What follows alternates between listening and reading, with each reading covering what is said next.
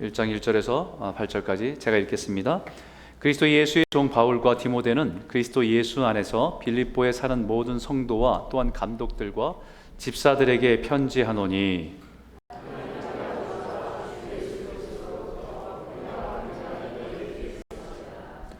내가 너희를 생각할 때마다 나의 하나님께 감사하며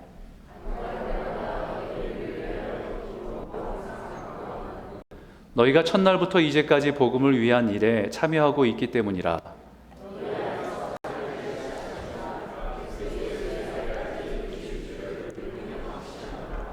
내가 너희 무리를 위하여 이와 같이 생각하는 것이 마땅하니 이는 너희가 내 마음에 있음이며 나의 매임과 복음을 변명함과 확정함에 너희가 다 나와 함께 은혜에 참여한 자가 됨이라.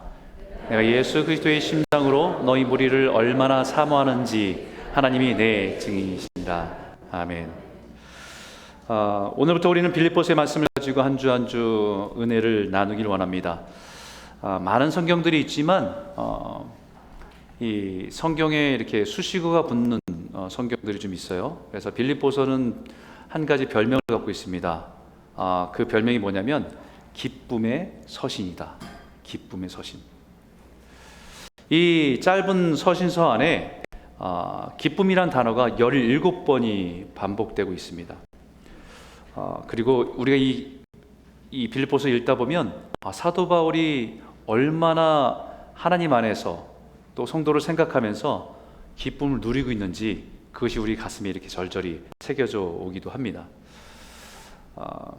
사실은 사도 바울이 많은 서신서를 남겼는데 그 서신서를 남길 때에는 서신서를 받는 그 교회에 어떤 문제가 있거나 어떤 그 문제를 해결하기 위해서 지침을 주거나 어떤 가르침을 주기 위해서 쓴 서신서들이 대부분입니다. 근데 사실은 빌립보서는 그런 문제가 있어서 서신서를 쓰지 않았습니다. 그런 다른 서신들과 다르게 그냥 그 빌립보 성도를 생각하면서 너무 기쁘고 감사한 마음들이 곳곳에 새겨져 있는 서신서이기 때문에 굉장히 특별합니다. 저는 오늘부터 여러분과 함께 이 말씀을 읽으면서 이 사도 바울이 누렸던 기쁨, 세상이 주는 기쁨이 아니라 하나님 안에서 누려지는 기쁨, 우리가 조금 다시 회복하고 그 기쁨의 은혜를 누리기를 소원하면서 함께 나누길 원하는데요. 오늘 첫날이니까 이 빌립보라는 도시를 조금 설명해 줄 필요가 있을 것 같습니다. 빌립보라고 하는 이름은 알렉산더 대왕, 그 세계를 통치했던 알렉산더 대왕, 헬라 제국의 그 대왕의 아버지인 필립이 그 이름을 따서 지어진 도시가 빌립보입니다. 필립이 그 땅을 정복하고 나서 자신의 이름을 따서 BC 356년에 세운 도시가 빌립보입니다. 이 도시를 세우게 된 목적은 주변에 있는 금광이나 물자들을 자신의 나라 본국으로 운송하려는 목적으로 해상 도시를 건설하게 된 것입니다. 그리고 이 도시에는 또 역사적으로 굉장히 중요한 사건이 하나가 있는데요. 로마의 역사 속에서 이 도시가 갖는 의미가 굉장히 큽니다. 로마의 역사에 굉장히 중요한 사건인 시저라고 하는 아우구스투스의 황제가 결정적으로 황제가 되도록 하는 결정적인 사건이 이곳에서 일어납니다. BC 42년 경원에 빌립보는 이 지역에서 자기의 어떤 정적이었던 블루투스와 캐시어스를 무너뜨리고 황제로 등극하게 되는 일들이 이 도시에서 마지막 전투에서 승리를 경험했기 때문에 그 로마 황제는 이 도시를 특별하게 생각합니다. 그래서 이 도시를 가리켜서 이우스 이탈리쿰이라고 하는 명예를 부여했어요. 로마 황제가 로마 제국의 특별한 명예를 이 도시에 부여해 준 겁니다. 사실 이 도시는 로마의 식민지입니다. 그럼에도 불구하고 황제의 특별한 명예를 부여함을 받은 도시이기 때문에 이 도시에 사는 사람들은 로마 시민과 똑같은 대우를 받습니다. 식민지인데 로마 시민과 똑같은 대우를 받아요. 주변에 있는 많은 도시들이 있는데 많은 도시들과 완전히 다른 겁니다. 식민지지만 자신은 로마 시민과 같다. 빌립보에 사는 사람들은 이 대단한 특권의식을 가지고 살았습니다. 그리고 그 도시에는 세상의 모든 좋은 물건들이 모여서 이 모든 상업의 중심지가 됐던 것이 이 빌립보 도시입니다. 이게 이제 빌립보에 대한 역사적인 의미고요. 사도 바울에게 있어서도 빌립보는 굉장한 특별한 의미가 있죠. 이 지도에 보면 이 터키 지역, 사실은 사도 바울이 바나바와 함께 선교 여행을 시작하지 않습니까? 선교 여행을 시작하면서 제1차 선교 여행은 지금 이 터키 지역에 있는 지역들을 방문하면서 복음을 전하는 것이 그들의 뜻이었어요. 자신들이 유대인의 배경이 있었기 때문에 각 도시마다 가면 유대인 10명만 있으면 뭐가 있냐면 도시마다 회당이라는 곳이 있습니다. 회당이라는 곳에 가서 유대인들을 대상으로 자신이 유대인의 배경 속에 있었던, 자신들이 유대인의 배경 속에서 기다리던 메시아가 예수임을 증거하면서 복음을 전하던 일들이 사도 바울의 주된 사역이었습니다. 여러 가지 어려움들이 있었지만 갈라디아 지역을 복음 전하다가 돌아와서 2차 여행 때는 다시 그 지역에 있는 도시들을 강건케 하고 거기서 예수로 회심했던 그들을 잘 세워주는 것이 이 사도 바울의 선교 여행의 주된 목적이었어요. 그러다가 이 지도의 터키 지역의 맨 위쪽에 보게 되면 드로아라고 하는 도시가 있거든요. 이 지역에 있는데 밤마다 환상을 경험합니다. 이건 특별한 어떤 그냥 일반적인 꿈이 아니라 왜 남아 있잖아요. 왜 여운이 남아 있고 이건 하나님이 나에게 주신 거라는 확신이 생길 정도로 강하게 남아 있는 꿈들을 주시고 환상을 주십니다. 그게 뭐냐면 이 바다 건너에 있는 이 빌립보 마게도니아의 지역에 있는 사람이 나타나서 와서 우리를 도와달라. 이런 환상을 보면서 이건 분명히 성령님께서 우리를 인도하시는가 보다. 처음에는 아니다, 좀 두렵기도 하고 이것을 거부하려고 했지만 계속해서 강력하게 이 환상을 경험하니까 이거는 우리에게 분명히 말씀하는 거다 라는 것을 확신했어요. 그런데 이곳을 가려고 하니까 두려운 겁니다. 왜냐하면 가보지 않은 곳이기 때문에. 그리고 그곳에는 유대인 10명조차 없어서 회당이 없어요. 어떻게 시작해야 될지, 어디서 시작해야 될지, 누구를 만나야 될지 아무것도 없습니다. 그런데 건너가기로 하는 거예요. 그래서 들어간 도시, 첫 번째 도시가 빌립보입니다. 사도행전에 보게 되면 그 내용이 있는데 이 빌립보에 들어갔더니 어떤 만남이 있냐면요, 루디아라는 여인을 만납니다. 근데 루디아를 만났는데 이 여인이 첫 만남인데 뭘 발견하냐면 이 여인이 하나님을 경외하는 자라는 걸 알게 돼요.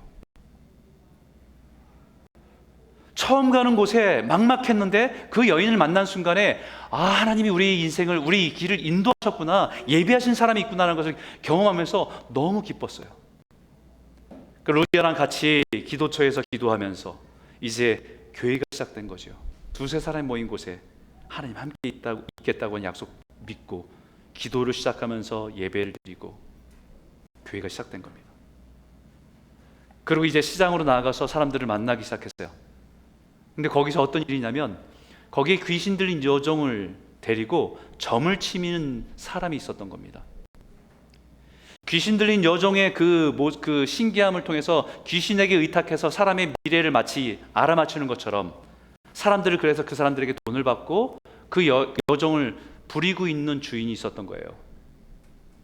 그 길을 지나가는데 그 귀신 들린 여종이 갑자기 소리 지르면서 이 사람들은 지극히 높은 하나님의 종으로 구원의 길을 전하는 자다라고 외치기 시작하는 겁니다. 귀신은 알아본 거죠. 그 여종의 입술을 통해서 그 바울과 실라가 존재가 어떤 사람들인지를 외치고 있는 겁니다. 그 소리를 듣던 바울이 그 여종을 향해서 예수 그리스도의 이름으로 명하노니 그에게서 나오라 라고 명령할 때 그 여종에게서 귀신이 떠나갑니다. 놀라운 역사가 일어난 거예요. 그러면 박수 쳐줘야 될 일이고 축하해 줘야 할 일이고 기뻐할 일인데 그 여종을 부리고 있던 주인에게는 손해가 되는 일이에요. 더 이상 그 여종의 신기를 가지고 사람들한테 점치는 일을 할 수 없게 된 거예요. 그러자 이 주인이 관리한테 고발해서 이 사람들을 우리를 소동케 하는 자라고 고발함을 통해서 어떤 법적인 절차도 거치지 않고 결박당하고 매맞고 옷을 찢긴당하고 깊은 감옥에다 천넘을 당합니다. 여러분 생각해 보십시오. 분명히 하나님이 오라고 해서 갔어요. 그리고 예비된 사람이 있는 것을 보면서 기뻤습니다. 하나님 우리 분명히 인도하신다는 확신이 있었어요. 그러고 나서 정말 예수의 이름으로 귀신을 내쫓는 주님이 하셨던 믿음을 할 수 있다고 말씀하신 것이 그 증거로 나타난 역사를 했습니다. 그런데 그 결과는 차가운 감옥에 발목에 착고가 매인 채 던져진 거였어요. 이해가 안 되죠. 하나님 살아계시다고 한다면 어떻게 이런 일이 있을까? 이건 도대체 뭔가? 근데 그 순간에 바울과 실라가 다 이해할 수는 없었지만 그들이 할 수 있었던 것 하나, 그들이 하기로 결정한 것 하나, 찬송하고 기도한 거였습니다. 그 어두운 깊은 감옥에서 저 밑에서 들려오는 찬송 소리와 기도 소리가 모든 간수들에게, 모든 죄인들에게 들려지는, 어둠에서 들려진 예배가 시작된 거예요. 그런 과정에 한밤중에 지진이 났습니다. 그래서 모든 것이 다 무너져요. 막 흔들리고 무너지니까 이 지키고 있던 간수들은 무서워서 지진 대피를 한 겁니다. 도망한 거예요, 거기서. 그러나서 어느 정도 이것이 좀 여진도 끝나고 어느 정도 정리가 되는 것 같아서 돌아가 봤더니 모든 게 다 무너졌어요. 옥문도 다 무너져 열려 있고, 감옥에 갇힌 사람들은 사라져 있고, 어떤 사람은 깔려서 죽어 있고. 이 비극적인 상황 속에서 겁이 났던 것은 자신들이 그 자리를 지키지 않고 도망갔기 때문에 죄수를 지키지 못했다는 자책으로 법적인 책임을 물어야 될 것에 두려워서 자결을 하려고 할 때, 그 어둠 깊은 곳에서 잠깐만, 우리 여기 있다고. 그곳에서 바울과 실라가 여전히 있어서 그들을 부르는 소리를 듣게 된 겁니다. 그 순간 그 간수가 생각하기를, 야, 이 사람들은 진짜구나. 이 사람들은 뭔가 다른 사람들이구나. 이들은 그냥 평범한 사람들이 아니구나. 들어올 때부터 정말 평범한 사람이 아니구나라는 걸 느꼈고 자기들과 다르다는 사람을 느꼈는데, 그 모습에서 그들 앞에 이렇게 묻습니다. 내가 어떻게 해야 구원을 받습니까? 그러자 그들에게 사도 바울과 실라가 얘기하지요. 주 예수를 믿으라. 그리하면 너와 내 집이 구원을 얻으리라. 이 선포 속에서 간수뿐만 아니라 간수의 가족들까지도 온 가족에게 복음이 전파되고 세례를 베풀고 온 집안이 하나님을 믿게 되는 놀라운 역사가 일어납니다. 빌립보 교회는 이렇게 시작됐어요. 빌립보 교회 성도들을, 여러 사람이 있겠지만 지금 성경에 등장하는 빌립보의 성도의 세 사람을 생각하면 다 하나님을 믿게 되고 교회가 된 이유와 간증이 있어요. 한 사람 한 사람을 생각해 보면 그 있었던 그 사건과 그 모습을 생각하면서 이 사도 바울에게는 잊을 수 없는 신앙의 추억이 있는 사람들입니다. 그러다 보니 바울에게 있어서는 이 빌립보 교회는 첫사랑과 같은 교회예요. 사도 바울에게는 정말 특별한 교회입니다. 그러고 나서 10여 년이 흘렀습니다. 10여 년이 흐른 뒤에 사도 바울은 그 복음을 전하다가 3차 여행까지 복음을 전하다가 예루살렘에 들어갔는데 거기서 결박되죠. 그래서 재판을 계속해서 받아요. 총독에게. 근데 나중에 그 사람이 로마 시민권자라는 것을 알면서 이제 재판이 멈춰지고 로마로 회송하게 됩니다. 로마로 들어가서 이제 감옥에 있게 됩니다. 철창 같은 감옥은 아니지만 그 활동할 수 없는 갇혀있는 상태에서 누군가에게 감시당하면서 찾아오는 사람을 만날 수는 있지만 자신이 나갈 수 없는 상황에 있게 되는 처지에 있게 됩니다. 그리고 거기에서 자신이 거쳤던 사람들 교회에 향해서 편지를 쓰게 된 것 중에 하나가 빌립보서라고 하는, 빌립보 교회를 생각하면서 편지를 쓰는 것이 빌립보서의 말씀이에요. 그 빌립보서의 첫 인사가 이렇게 시작됩니다. 우리 한번 같이 한번 읽겠습니다. 시작. 그리스도 예수의 종 바울과 디모데는 그리스도 예수 안에서 빌립보에 사는 모든 성도와 또한 감독들과 집사들에게 편지하노니. 여러분, 자신을 그 교회에 소개를 하는데 그리스도 예수의 종이라고 소개합니다. 사도 바울의 많은 서신서들이 있는데 대부분의 서신에서는 자기를 뭐라고 소개하냐면, 나는 예수 그리스도의 사도된 바울은, 이렇게 하고 시작해요, 대부분. 근데 유독 로마서와 빌립보서에 편지를 보낼 때는 자기를 예수 그리스도의 종이라고 소개하면서 보냅니다.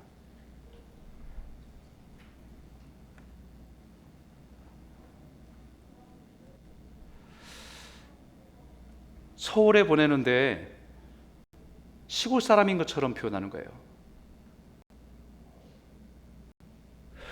어떻게 보면 로마와 빌립보의 사람들은 로마 시민권을 가진 사람들이고 특권을 가진 사람들입니다. 이미 자신의 집안에 노예를 부리고 있는 사람들입니다. 그런 사람들에게 오히려 나는 당신들과 같은 로마 시민권자입니다라고 자기를 소개할 때 훨씬 더 설득력이 있을 것 같아요. 오히려 로마서와 빌립보서의 편지를 보낼 때 그들에게는 조금 낯설고 조금 이렇게 차별되는 그런 사람들을, 그 종들과 같은 존재로 자기를 소개하고 있다는 겁니다.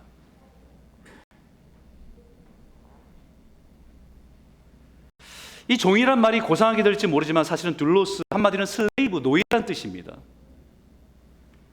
자신의 주권과 자신의 것을 주장할 수 없는 사람임을 말합니다. 모든 행동에 자유가 없는 제약이 있는 존재인 것을 말하고 있는 겁니다. 근데 이 종이란 단어를 쓰는 이 사도 바울에겐 이 종이란 단어가 자기 신세를 한탄하면서 불편하고 수치스러운 단어로 쓰는 것이 아니라 오히려 나는 그리스도에게 속한 자입니다, 예수 그리스도에게 붙들린 사람입니다 라고 하는 그런 고백으로 표현되는 단어로 소개하고 있다는 것입니다. 그 바울이 그리스도 예수 안에서 빌립보에 사는 성도들에게 오늘 편지를 하고 있는데, 당신은 빌립보에 있는 사람들에게 편지를 하는 거지만 이 편지는 오늘 우리들에게 보내지는 편지입니다.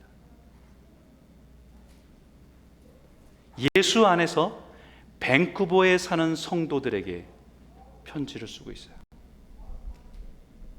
오늘 이 편지를 통해서 저와 여러분을 향한 하나님의 마음과 뜻을 깨닫고 그 은혜를 풍성히 누리시는 귀한 시간 되기를 주의 이름으로 축복합니다. 첫 번째 나누겠습니다. 첫 번째 제목은 모든 기쁨의 원천은 은혜와 평강에서 시작됩니다. 2절에 있는 말씀인데 같이 한번 읽겠습니다. 시작. 하나님 우리 아버지와 주 예수 그리스도로부터 은혜와 평강이 너에게 있을지어다. 아멘. 사도 바울이 편지를 쓰고 있는 현실은 아까도 말씀드렸지만 로마에 있는 감옥입니다. 마음대로 다닐 수도 없고요, 누군가 자신을 늘 감시하고 지키고 있는 답답한 상황입니다. 근데 이 편지를 읽는 동안 느끼는 것은 그런데 어떤 불안과 두려움, 걱정이 느껴지는 것이 아니에요. 사도 바울에게는 기쁨과 평안이 가득하다는 걸 느낍니다.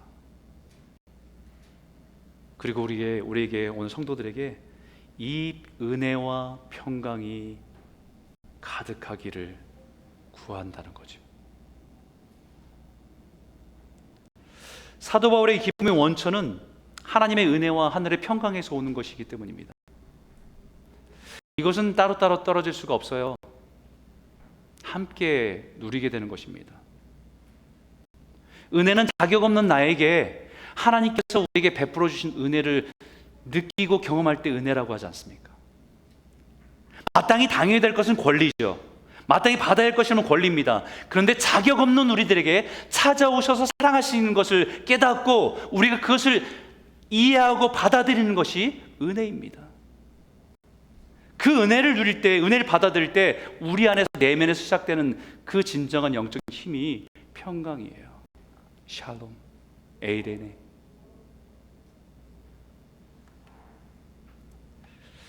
하나님의 은혜가 풍성하면 조그만 일에서 요동치지 않습니다.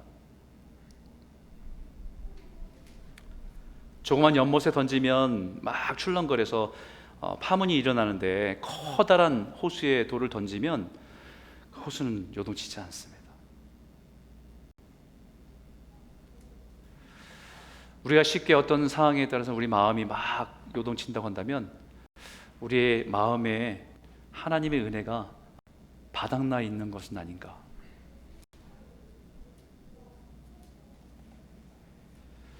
은혜가 가득한 사람은 세상의 어떤 것으로 흔들리지 않고 깨어지지 않는 평강을 누리게 됩니다.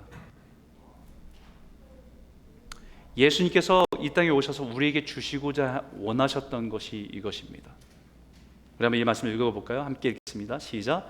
평안을 너희에게 끼치노니 곧 나의 평안을 너희에게 주노라. 내가 너희에게 주는 것은 세상이 주는 것과 같이 아니하니라. 너희는 마음에 근심하지도 말고 두려워하지도 말라. 에이레네, 구약으로는 얘기하면 샬롬입니다. 평강. 인생의 어떤 고난이 깨트릴 수 없는 평강. 죽음조차도 깨트릴 수 없는 평강이라고 말합니다. 예수님께서 마지막에 십자가를 지시기 위해서 공생애를 마치시면서 마지막 일주일 남았을 때 예루살렘을 이렇게 새끼 나귀를 타고 들어가잖아요. 그럼 사람들이 종려나무 들고 호산나 호산나라 부르면서 예수님 환영합니다. 자기의 겉옷을 벗어서 예수님이 걸어가는 길에, 나귀가 걸어가는 길에 깔아놓습니다. 그 상황을 생각하면 기뻐할 일이죠. 사람들이 자신을 환호하고 있고 맞이하고 있으니까. 근데 성경은요, 예수님이 예루살렘 들어가시면서 우셨다라고 해요. 우셨다. 가까이 오사 성을 보시고 우시며 이르시되 너도 오늘 평화 에이레네에 관한 일을 알았더라면 좋을 뻔하였거니와 지금 내 눈에 숨겨졌노라. 예루살렘에 들어가고 사람들이 환호하는데 왜 우셨을까요?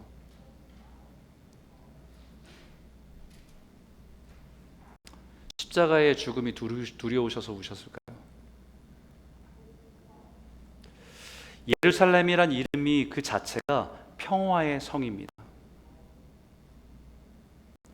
그 평화의 성에 에이레네, 평강과 평화 주시기를 위해서 자신의 삶을, 자신의 생명을 화목제물로 내어주시기 위해 들어가는데 그 성에 있는 사람들은 주님을 모릅니다.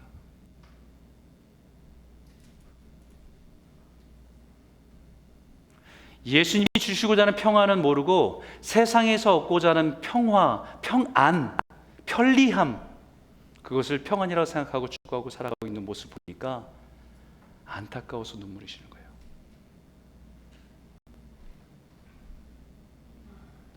이름만 평화의 성이지 진정한 평화를 모르는, 그리고 위선과 가식과 다툼과 싸움이 그치지 않은 성의 모습은 어쩌면 우리들의 모습일 수 있습니다.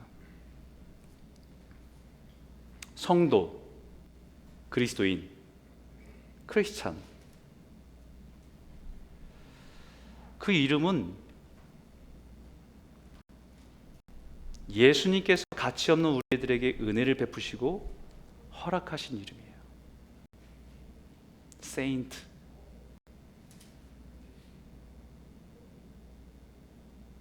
장로, 권사, 집사, 가장 낮은 계급이 세인트, 성도가 아니고요.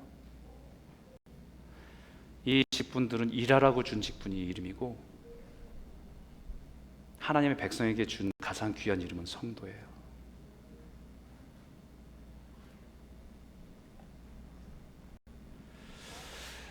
주님이 죄인으로 하나님께 나아가서는 우리를 화목제물 되어주셔서 예수님의 은혜로 하나님과 화평케 하는 관계로 우리가 설 수 있도록 하신 것이, 그리고 우리에게 부르신 것이 그리스도인입니다. 그 은혜와 평강을 선물로 누리도록 허락하신 이름이 크리스찬입니다. 사도 바울은 이 은혜와 평강이 자신의 환경을 넘어서 넘치고 있다고 말합니다. 감옥이란 절망적인 환경, 세상이 버려지는 것 같은 상황, 몸도 자유롭지 못한 그 상황을 사도 바울의 내면에 넘치는 은혜와 평강으로 인해서 행복하고 기쁨을 넘치는 모습으로 우리에게 보여주고 있어요. 그리고 우리가 가장 먼저 지금 이 순간 구해야 될 것은 문제의 해결이 아니라 하나님이 우리에게 주시고자 원하는 은혜와 평강이라는 거예요. 이 은혜와 평강이 우리 안에 다시 깊이 회복되는 은혜가 있기를 주의 이름으로 축복합니다. 두 번째 말씀은요, 진정한 기쁨은 복음에 참여한 자가 누리는 기쁨입니다. 3절과 5절에 있는 말씀인데 우리 큰 목소리로 한번 읽겠습니다. 시작. 내가 너희를 생각할 때마다 나의 하나님께 감사하며 간구할 때마다 너희 무리를 인하여 기쁨으로 항상 간구함은 너희가 첫날부터 이제까지 복음을 위한 일에 참여하고 있기 때문이라. 사도 바울은 빌립보 성도들을 생각할 때마다, 간구할 때마다 감사하다, 참 감사하다, 나의 하나님께 감사합니다. 이 감사의 기쁨과 이유의 근거가 다른 것이 아니라 나의 하나님으로 인해서 감사해요. 기도하면 바로 응답이 되어서 그 문제가 해결되어서 감사하는 것이 아니고요, 아픈 사람이 있으면 건강하게 치료되고 그것에 의해서 감사하는 것이 아니고 바로 나의 하나님 때문에 감사하다는 것입니다. 빌립보 성도들을 생각하면 어떤 성도는 너무 어렵고 힘든 상황에 있는 성도가 기억나기도 하겠지요. 또 어떤 성도들은 지금 어떻게 해결할 수 없는 문제 앞에서 눈물을 흘리고 있는 성도가 생각이 나기도 합니다. 어떤 성도는 해결할 수 없는 문제 앞에서 눈물을 흘리는 성도들이 생각나기도 하고, 믿음으로 살아가려고 하는데 여러 가지 핍박과 박해를 받으며 견디고 인내하는 그런 성도들이 기억날 겁니다.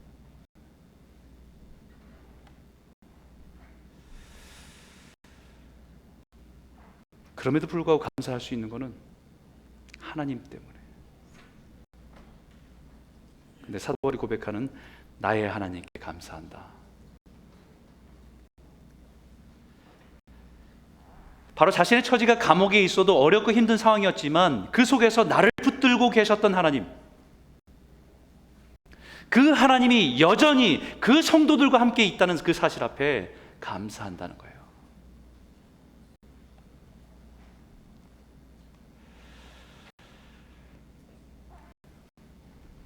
그리고 기도하면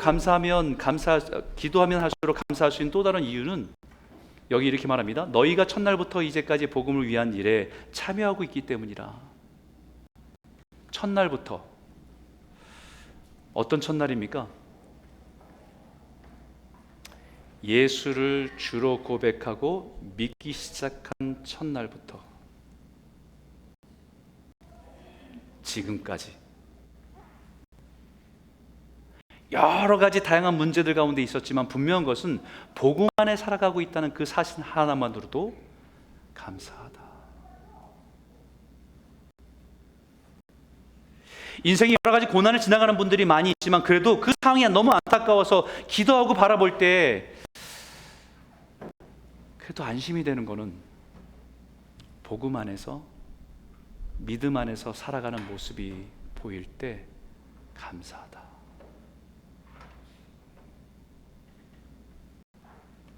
여러분, 여기 참여한다는 말이 무슨 말이냐면요, 코이노니아라는 말이에요. 여러분 잘 아는 말이에요. 교제한다, 성도들이 교제 나눈다, 이런 뜻입니다. 이미 교회 안에 교제한다는 말은 서로 알아가고 친해진다는 의미로 많이 사용하죠. 서로 외롭고 서로 필요한 것도 있고 정보도 필요하고 그런 속에 성도들의 교제들이 필요하다. 서로가 서로를 잘 몰라서 좀 낯설기도 하고, 그것은 아주 작은 의미의 교제입니다. 자신들의 관심사나 취미나 직업이나 학교와 같은 어떤 공통 관심사를 가지고 사귀고 친해지는 것이라고 할 수 있지만, 성도의 교제의 공통 분모는 복음입니다. 복음 안에서 교제하는 것이 성도의 교제입니다. 복음 안에서 교제한다는 것은 나와 하나님의 관계 속에서 일어나는 것을 가지고 함께 나누는 거예요. 하나님이 내 일주일 삶 속에 나를 어떻게 동행하셨는지, 내 기도에 어떻게 응답하셨는지, 하나님 나를 어떻게 위로하셨는지, 이 복음을 가지고 성도들이 함께 나누는 것이 교제이고 코이노냐입니다.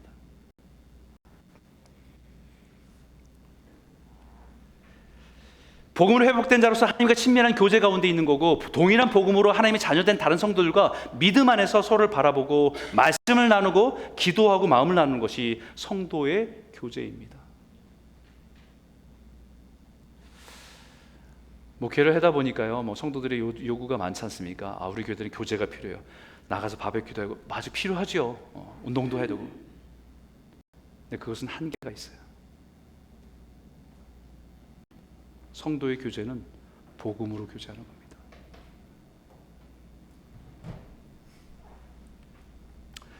사도 바울이 빌립보 교회 성도들이 겪고 있는 어려움과 문제와 상황을 생각하면 가슴 아프고 답답할 때가 많습니다. 그럼에도 불구하고 감사할 수 있는 것은 그 성도들이 복음 안에서 믿음으로 살아가려고 하나님을 의지하는 모습을 보니 감사하고, 또한 동일한 믿음 안에 있는 성도들이 서로를 위로하고 붙들어주고 함께 말씀과 기도를 함께하는 모습을 생각하니 그것이 감사하다는 거예요.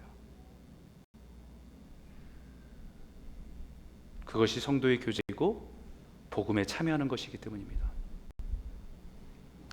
비록 인생의 고난과 문제를 안고 살아가는 것이지만 그래도 그것이 복음에 참여하는 것이기 때문에 기쁘다는 것입니다.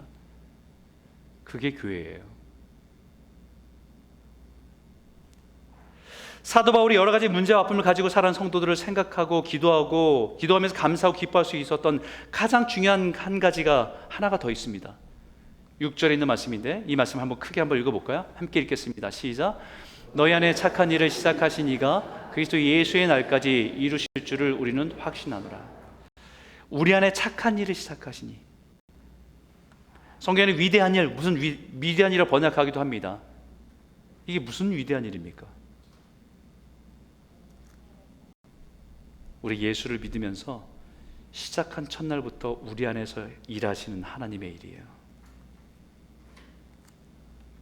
구원을 받을 만한 자격이 없는 사람에게 구원을 허락하시고 약속하시고, 자격 없는 자에게 하나님의 자녀가 되게 하시고, 우리 안에서 놀랍고 위대한 일을 시작하신 그분이 구원의 일을 우리 안에서 끝까지 이루실 것이라고 하는 확신입니다. 비록 지금은 인생의 고통의 시간을 지나는 것처럼 보이고 이유를 알 수 없는 고난을 지나가고 있어도 분명한 것은 우리 안에 구원의 역사를 시작하신 그 주님이 모든 상황을 통해서 때로는 다듬으시고 때로는 연단하시고 하나님의 온전한 사람으로 인도하신다는 확신 속에서 감사한다는 겁니다.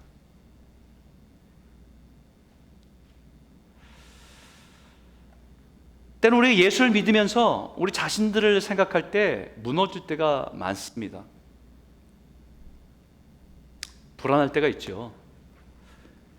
내 모습을 보면 아직도 멀었다 라는 생각이 들 때가, 실망될 때가 참 많이 있습니다. 저도 목회를 시작하고 전사 시절서부터 시작해서 사역을 한 걸 생각해 보니까 딱 30년이에요. 95년도부터 시작해서. 세월이 지나면 좀 괜찮을 줄 알았는데, 세월이 지나도 여전히 부족해요.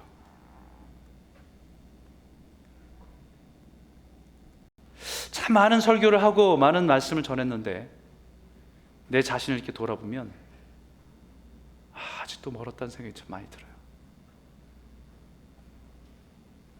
혹시나 누가 나의 그런 내면에 있는 실체를 알기라도 하면 어떡할까라고 하고 걱정되기도 하고 위축되기도 합니다. 그러나 그때 우리 자신을 보면 두렵고 우리 믿음이 흔들리지만 우리 구원의 여정을 이뤄가는 것은 내가 아니기 때문에 우리 안에 구원의 위대한 일을 시작하신 그분이 그분을 바라보면서 확신을 가지고 우린 믿음으로 고백할 수밖에 없다는 거예요. 우리 남편과 아내, 우리 주변에 있는 분들 보면, 형제들 보면 잘 안 변하잖아요, 그죠? 안 변하는 것 같잖아요. 우리 옆에 분들한테 한번 말씀하실까요? 옆에 한번 보시고 미안합니다.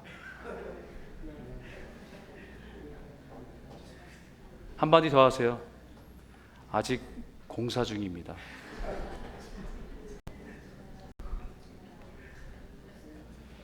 아직 공사 중이에요. 주님이 자녀답게 완성된 것이 아니라 아직 진행 중입니다. 누가 우리의 연약함을 비난하면 우리는 죄송합니다. 공사 중입니다. 불편을 끼쳐드려서 죄송합니다.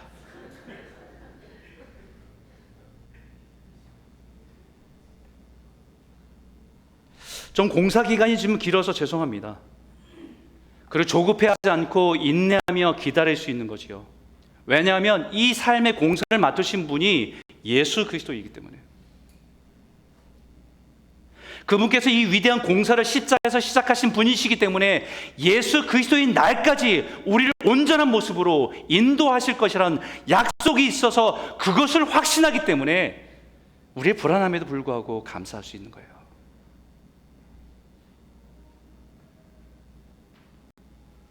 우리가 예수를 주라 고백하고 믿음으로 살아가기 시작할 때 주님은 우리 안에 착한 일을 시작하시는 것입니다. 착한 일, 선한 일입니다. 아가토스란 단어예요. 하나님 보시기에 창조하실 때 아름다운 모습을 깨어졌던 우리 형상에서 그것을 회복하시려고 만지시고 회복시키시는 일들을 시작하셨다는 겁니다. 때로는 우리 안에 거짓된 것이, 악한 것이 너무 많아서 깨트리지만 않으면 안 되기 때문에 때로는 그것을 무너뜨리기도 하시고 다시 세워가시는 일들을 말씀을 통해서 시작하시는 거예요. 우리 인생은 공사 과정입니다. 우리가 밖에 보면은 공사하는 데가 많잖아요. 땅도 파고. 뭐 하는 거지? 보면 거기에 이렇게 건물 그림을 조감도를 붙여놓기도 합니다. 난장판이죠. 그런데 뭘 봅니까? 여기에 이런 건물이 들어오는구나 라고 그것을 보기 시작하면 기대가 돼요.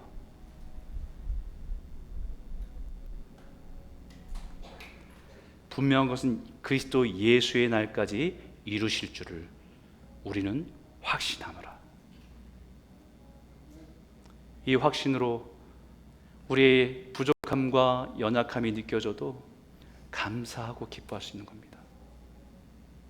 사랑하는 성도 여러분, 우리의 삶이 예수 안에서 복음 안에서 매일매일 조금씩 주님의 선하심을 따라 아름답게 세워져가는 귀한 성도님들이 다 되시길 주의 이름으로 축복합니다. 세 번째는 성도의 기쁨은요, 그리스도의 심장으로 반응하는 기쁨입니다. 우리 7절 있는 말씀을 한번 읽어볼까요? 같이 읽겠습니다. 시작. 내가 너희 무리를 위하여 이와 같이 생각하는 것이 마땅하니 이는 너희가 내 마음에 있음이며 나의 매임과 복음을 변명함과 확정함에 너희가 다 나와 함께 참여한 자가 됨이라. 예전에 파리의 여인이라는 드라마에서 이런 대사가 있었습니다. 이 안에 너 있다? 그거 아시죠? 네 마음속에는 누가 있는지 모르지만 네 안에는 네가 있다, 이 대사가 있었어요. 명대사죠. 많은 여인들이 이 대사에 녹아났습니다. 그러면서 남편을 이렇게 째려보기도 했죠. I have a special place in my heart for you. 너를 위한 특별한 장소가 내 안에 있어 라고 얘기하는 겁니다. 감동적이잖아요. 사도 바울이 늘 마음에 빌립보 교인들을 생각하면서 사랑이 가득하다는 것을 표현하고 있습니다. 그런데 주로 이런 말을 하는 사람들은요, 대부분 사기꾼 아니면 제비입니다. 말로 환심을 사려고 하는 의도로 말하는 경우가 다분할 겁니다. 그런데 사도 바울의 고백은 진심입니다.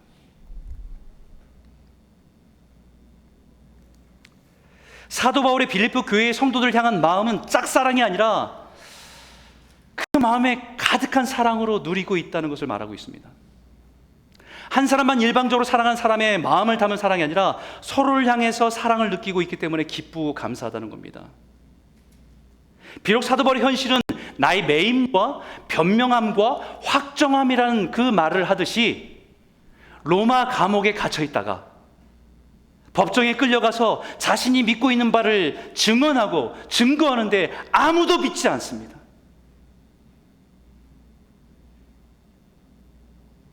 예수가 주되심을 선포하는데, 그것을 증거하는데 왜 여기 감옥에 있고 네가 죄인을 끌려왔냐, 그 이유를 얘기하는데, 예수로 인해서 그분이 주라고 얘기하는데 아무도 믿지 않습니다.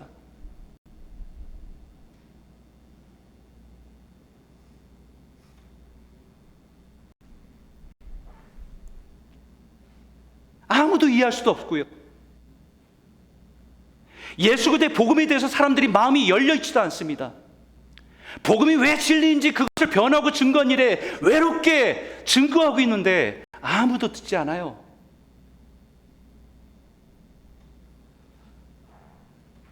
그런 외로움 싸움이지만 그럼에도 불구하고 사도 바울이 감사한 것은 너희가 이 일에 나와 함께 하고 있다, 그 사실이 기쁘다는 거예요. 비록 몸은 떨어져 있지만 지금 이 순간 외롭게 로마의 법정에서 예수를 증거하고 있지만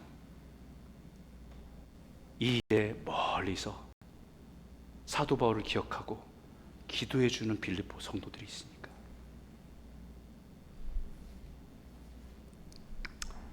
여기에 참여하고 있다는 말도 동일합니다. 쉰, 함께라고는 의미와 코이노니란 말이에요.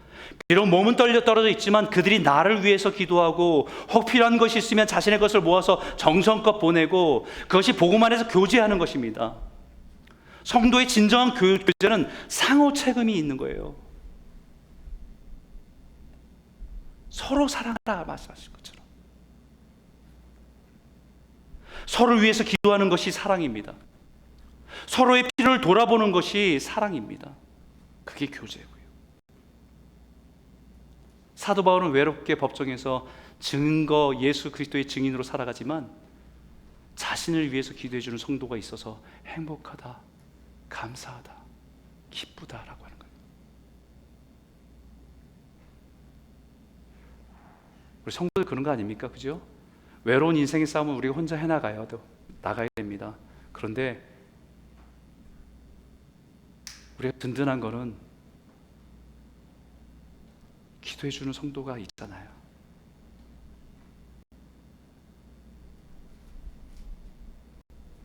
함께 아파하는 성도들이 있잖아요.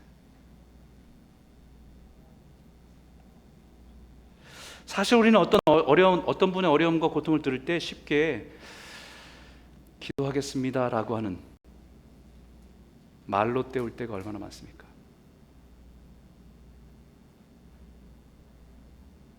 차라리 생각나면 기도하겠습니다 라고 하는 건 좀 양심적인 거예요.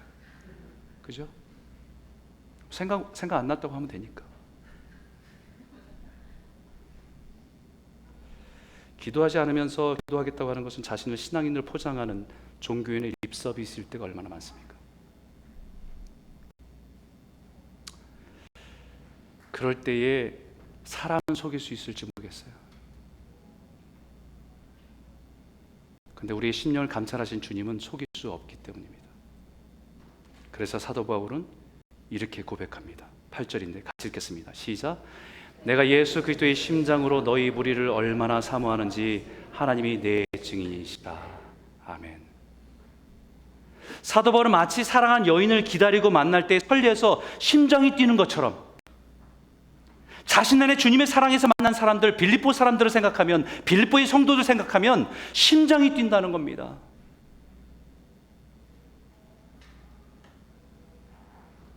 그 심장은 예수 그리스도의 심장이기 때문이죠. 우리 지난주에 우리 이종필 목사님 오셔서 말씀을 나누셨잖아요. 정말 그 삶이 귀합니다. 동생이 아프니까 신장, 키드니 하나를 떼서 자기 동생에게 이식 수술한 거잖아요. 저희들은 그렇게 해서 그거 참 대단하다라고 이제 했는데, 집에 와서 이제 아이들하고 얘기하는데 우리 아이들 중에 하나가 자기는 신장이 아니고 심장을 떼어서 준 줄 알고 감동을 한 거야, 얘가. 그랬더니 다른 두 아이들이 야, 이 바보야, 심장을 띄면 어떻게 살아? 하지만 걔는 은혜 받았어요. 와, 심장을 떼어주는 거나 막 이러면서. 저는 하여튼 은혜 받았으니까 감사한 거예요. 근데 주님은 우리에게 심장을 떼어주셨잖아요.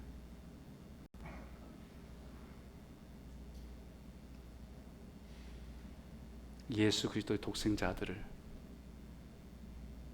우리에게 생명대라고 떼어주신 거 아닙니까? 예수를 믿는다는 것은 그리스도의 심장으로 다시 산다는 거예요.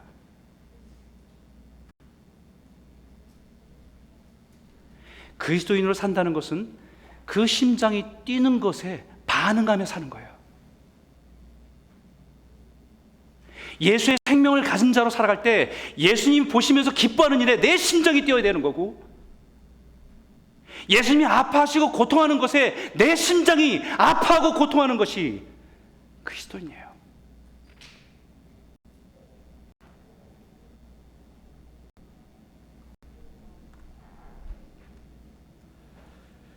사도 바울은 지금 로마 감옥에 있지만 그 모든 상황을 넘어선 기쁨을 누리고 있다는 것입니다.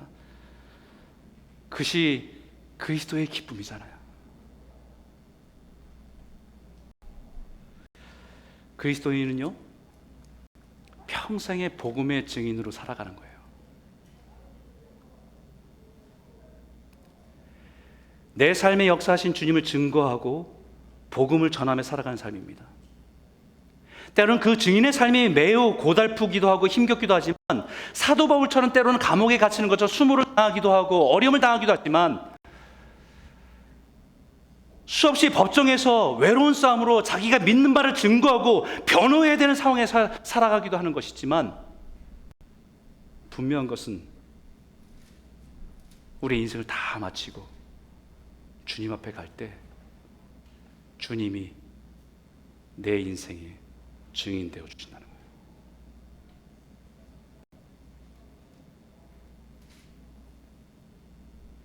우리가 위증하는 사람이 인생이 아니라 진리를 붙들고 살았기 때문에 그 자리에 주님이 우리를 위해서 내 신실한 아들이라고 증인 되어 주신다는 거예요.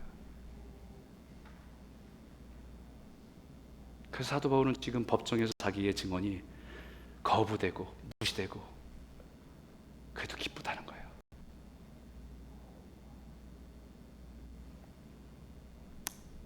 사랑하는 성도 여러분, 그리스도인으로 살아가는 저와 여러분 안에 사도 바울이 누렸던 그리스도의 기쁨이 차고 넘치기를 소원합니다. 복음으로 이미 우리 안에 착한 일, 선한 일을 시작하신 주님이 그리스도의 날까지 완성하실 것을 소망하고 살아가시는 저와 여러분 모두가 되시길 주의 이름으로 축원합니다.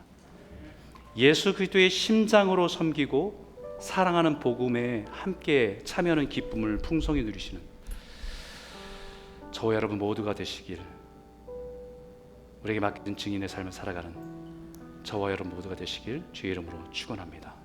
기도하겠습니다.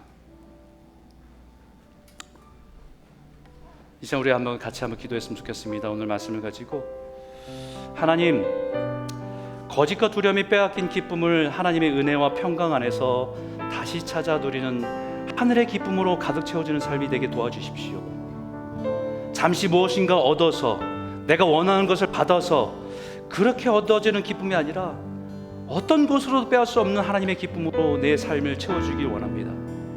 이미 우리 안에 구원의 역사를 시작한 주 안에서 그리스도 예수의 날까지 우리를 온전하게 이끄실 주님을 기쁨으로 바라보며 살아가게 하여 주시고, 우리가 이 땅에 사는 동안에 그리스도의 심장을 가진 증인으로 살아가게 하셔서 장차 주의 나라에 하나님이 내 증인이라는 사실 앞에 기쁨과 소망을 가지고 살아가게 하여 주시옵소서. 우리 한번 같이 한번 기도하기 원합니다. 함께 기도하겠습니다.